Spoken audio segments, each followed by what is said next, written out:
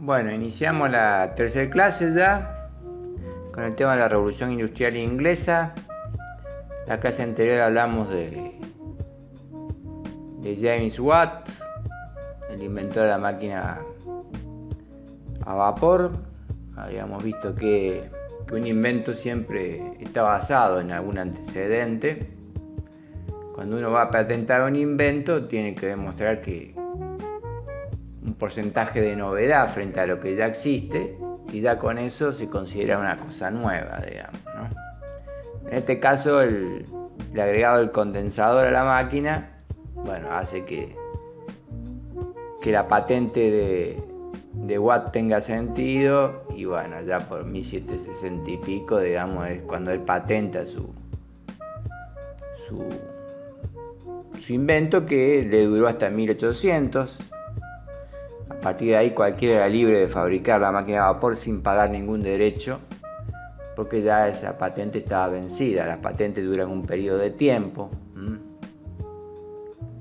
Los remedios son los que menos duran por ahí, porque de esa manera mucha gente puede fabricar ese remedio y su precio se hace más accesible. Por un fin social duran poco las patentes en el caso de los medicamentos, digamos, o todo aquello que tenga que ver con la salud. Pero bueno, los autores del libro, por ejemplo, su patente dura muchos años, ¿cierto? Al punto de que puede ser que los descendientes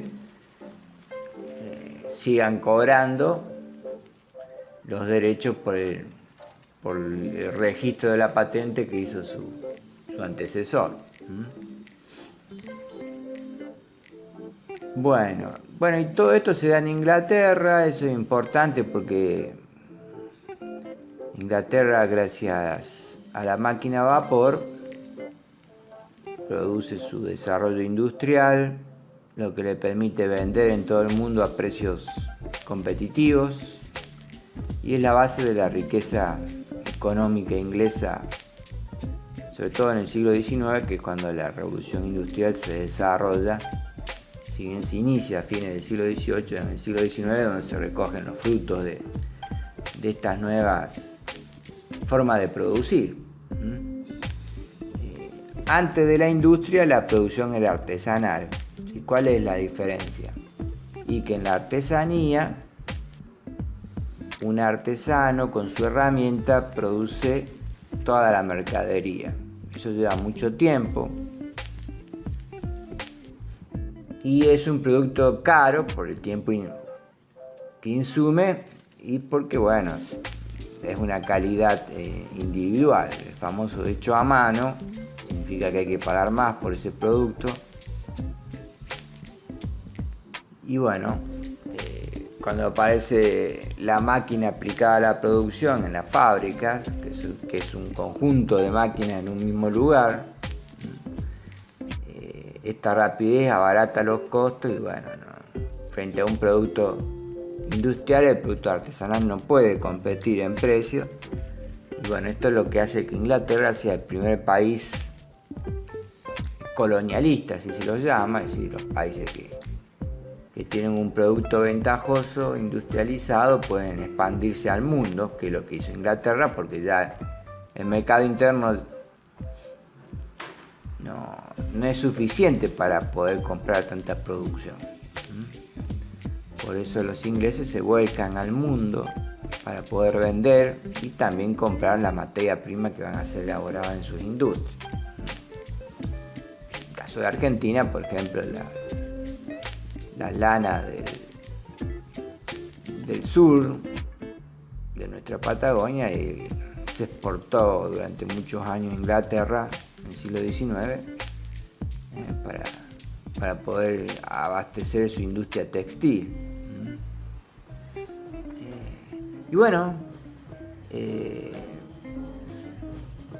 a partir de la industria textil se la puede llamar la madre de las industrias, porque a partir de esta industria aparecen otras industrias.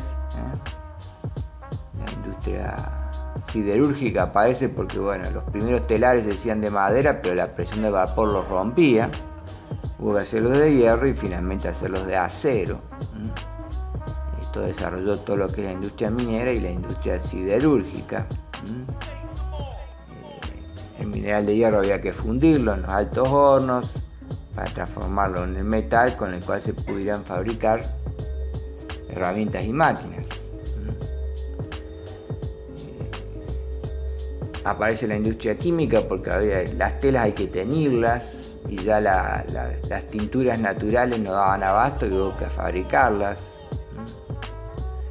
Entonces, de esa manera, a partir de la industria textil aparece un montón de industrias, todo lo que es la industria del transporte, porque bueno, en la máquina a vapor aplicada a los transportes tenemos la locomotora y el barco a vapor que usaron los ingleses para poder comercializar. Esto significó una aceleración del transporte, ¿no es cierto? Es decir,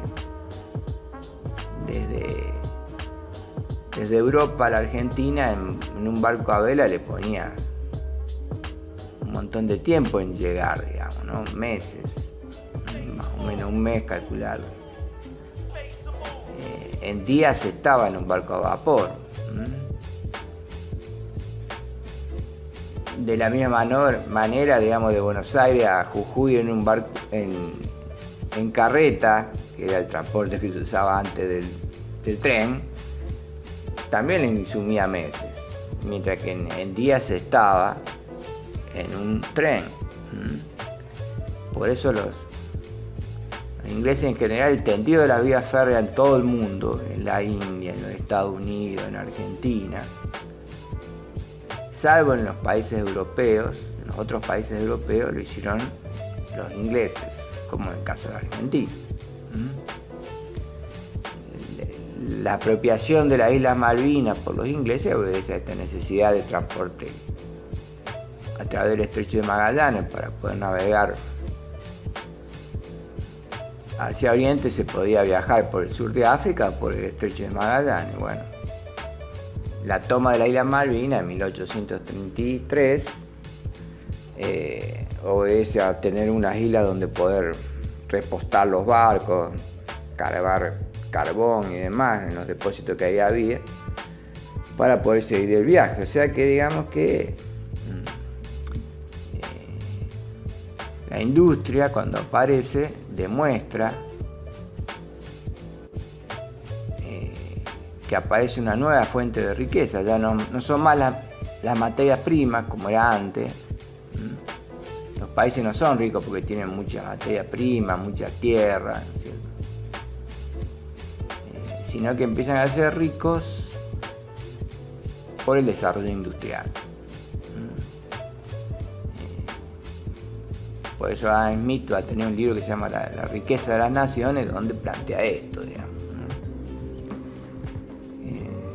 De allí la importancia de esta nueva forma de producción y donde la artesanía ya no tiene nada que hacer ni puede competir frente a la revolución industrial.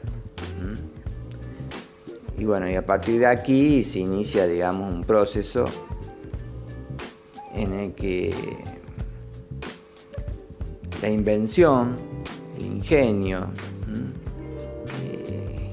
es algo sumamente rentable, porque permite crear cosas nuevas que tienen que ser fabricadas, que van a ser consumidas, y de esta manera se aparece la lógica industrial, que es la lógica que todavía ahora nos domina.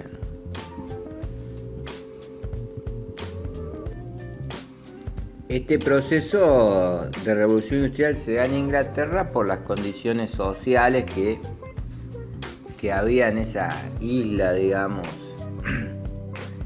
de libertad en la investigación, de libertad en la producción.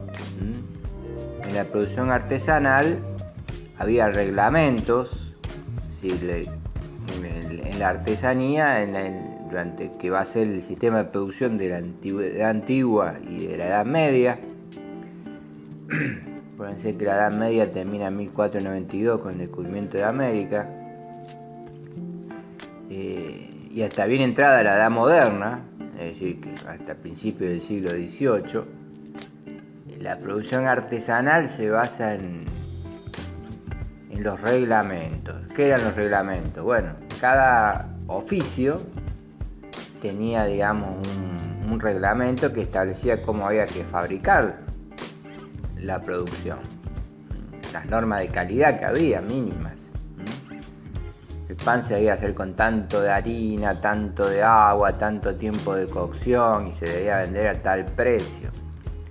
Así cada gremio tenía su reglamento con sus normas. Un gremio que era, y bueno, todos los artesanos de un mismo oficio se reunían en un gremio. No era la idea del sindicato que tenemos ahora, sino que un gremio abarcaba a todos los miembros de un taller artesanal. Normalmente dentro de un taller había aprendices, oficiales y el maestro, que era el que dirigía y era el propietario del taller de producción. Cada artesano trabajaba con su herramienta, no había máquinas, por eso era una producción artesanal.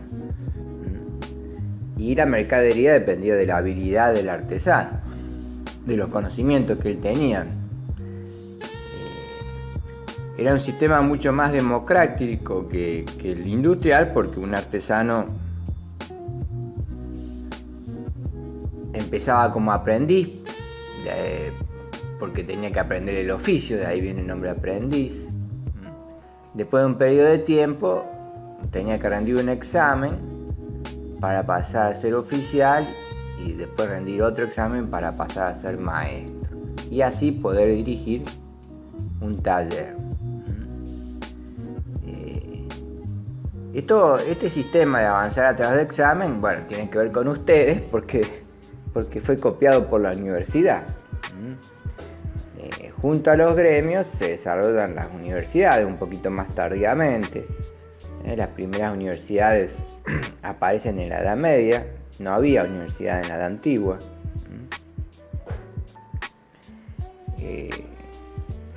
Pero ya terminando la Edad Media, ¿no? Aparecen las universidades en Italia, la Universidad de París en Francia, ya nombramos Oxford y Cambridge en Inglaterra, la Universidad de Ravenna en Italia, están entre las más, la de Florencia, están la de Pisa, están entre las más antiguas de la humanidad, podemos decir. Y bueno, copian el sistema de ascenso a través de exámenes para darle un título final, lo copian de los gremios medievales que regulaban la producción de esta manera.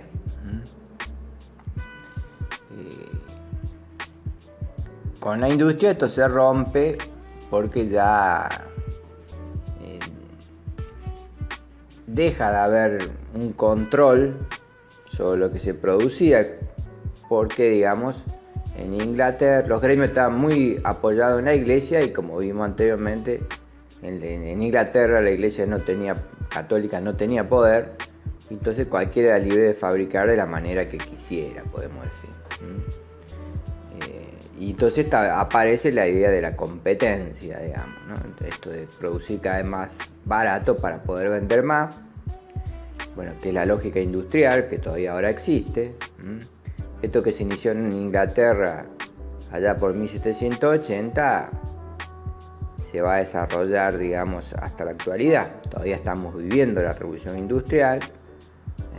Habrán escuchado hablar de la industria 4.0, que sería la cuarta revolución industrial. La primera fue en Inglaterra con la máquina de vapor, la segunda fue con el taylorismo y el fordismo, la producción en masa, haciendo que los trabajadores se automatizaran, con su base principalmente en los Estados Unidos. La tercera revolución industrial es, digamos, la aparición de los procesos, digamos, autocontrolados en la producción. Y bueno, y la cuarta revolución industrial que tiene que ver con lo virtual, que es lo que estamos viviendo. Pero bueno, más adelante explicaremos estas cuatro revoluciones industriales. Ahora estamos en la primera recién. Pero la lógica es siempre la misma, producir más rápido y tener mayor cantidad de ventas, digamos, esa idea no cambió, lo que cambió fue la metodología para lograr este resultado final.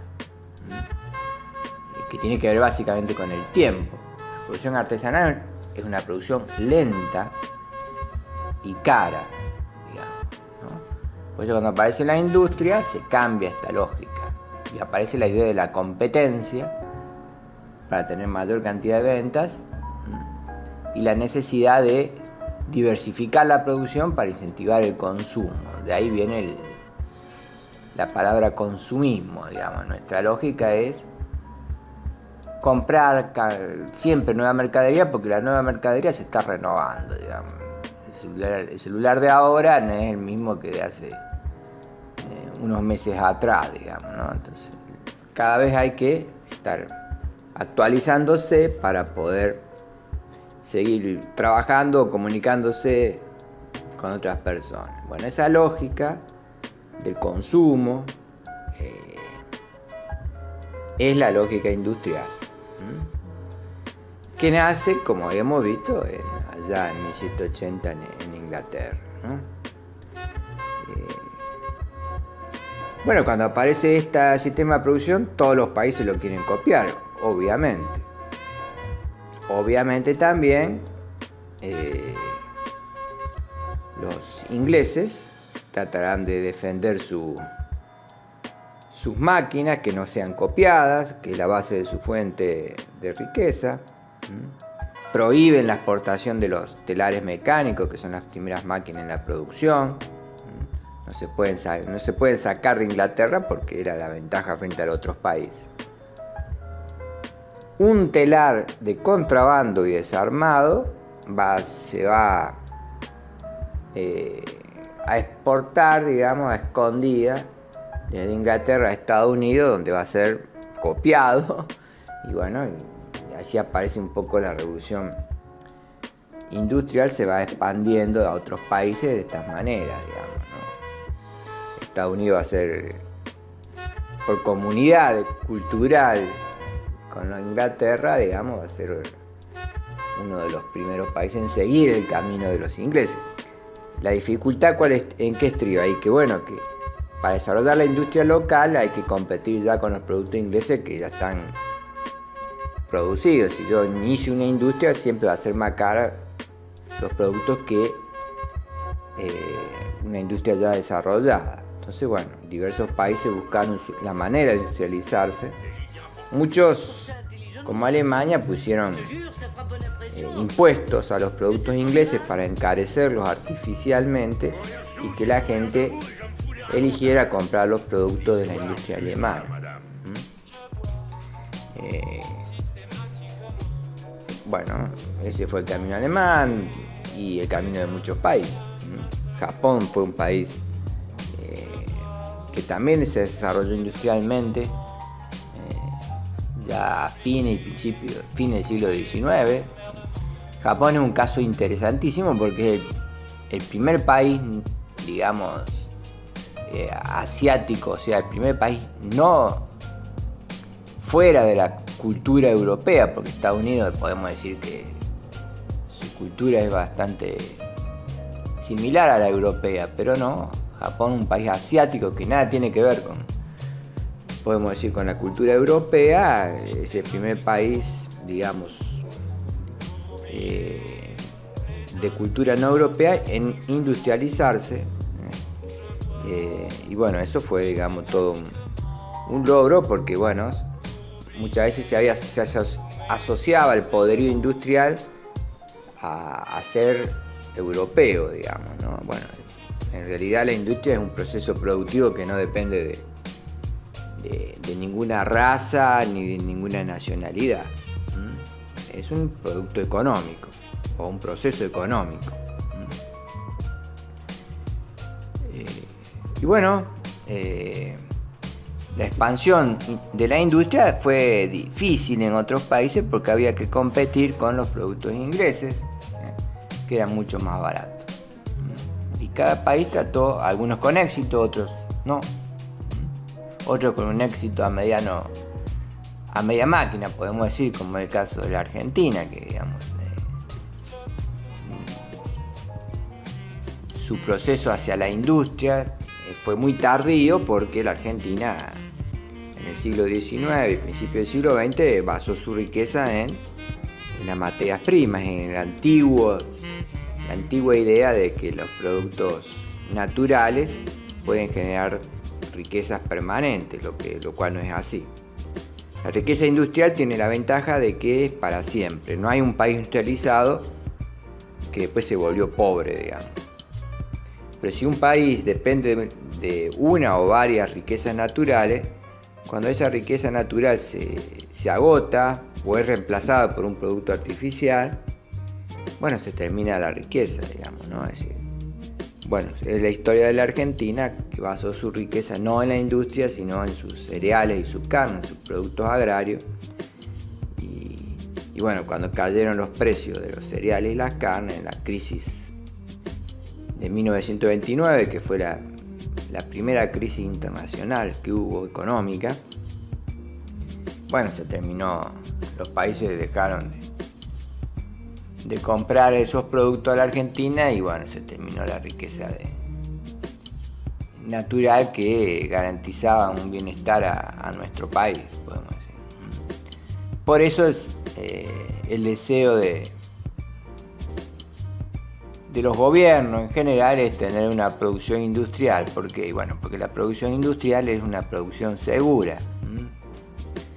Recién hablamos de Alemania y Japón. Alemania y Japón fueron destruidas en la Segunda Guerra Mundial. Los dos países sufrieron los bombardeos, digamos, más masivos de sus ciudades. Todo su aparato industrial fue destruido. Japón tuvo 2 bombas atómicas en su territorio, digamos. Pero como la industria se basa en la ciencia, en producir, inventar, diseñar cosas nuevas constantemente para ser fabricadas, bueno, eso no se puede destruir, ¿no? Y con el tiempo volvieron a ser las potencias que eran. Bueno, de allí la importancia de este tipo de riqueza, que es la riqueza industrial, digamos, ¿no? La riqueza industrial se basa, como dijimos, en la invención. Los inventos tienen que ser protegidos por patentes. Y bueno, a partir de allí tenemos ese sistema de que yo invento algo, lo patento, aquel que lo fabrica me paga a mí un derecho y de ahí seguimos avanzando. Incluso, bueno, hay países, ¿no es cierto? Por ejemplo, esto es un sistema capitalista de producción donde se reconoce la propiedad privada, ¿no es cierto? En los países que eran comunistas, como la propiedad no pertenece al individuo sino al Estado, no existe esto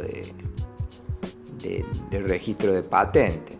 Los inventos podían ser copiados por cualquiera y un poco es la base del desarrollo industrial de China actualmente, que es un sistema comunista de la propiedad. Entonces ellos pueden copiar porque, digamos, no reconocen la propiedad individual. Cualquier producto puede ser copiado en China sin pagar ningún tipo de derecho. Como es un país poderoso, no tienen miedo de las represalias, digamos, ¿cierto? Si la Argentina, una industria argentina copia un producto de otro país, ese otro país, bueno, de alguna manera va a pasar una factura, no nos va a comprar algo, no nos va a dar un crédito, entonces bueno, esas cosas no las podemos hacer. Bueno, pero China puede darse ese lujo porque es un país, digamos, autosuficiente y poderoso y no reconocen ellos los derechos de la patente y pueden copiar cualquier producto sin pagar el derecho por fabricarlo, digamos, ¿no? Voy a subir un material sobre historia de la ingeniería que estaría dentro de lo que es los temas que estamos dando, un poco, digamos, ahí se registran precisamente con datos. Esto pertenece a la Universidad Nacional de San Juan. Y bueno, se va a subir con estos audios ese material escrito.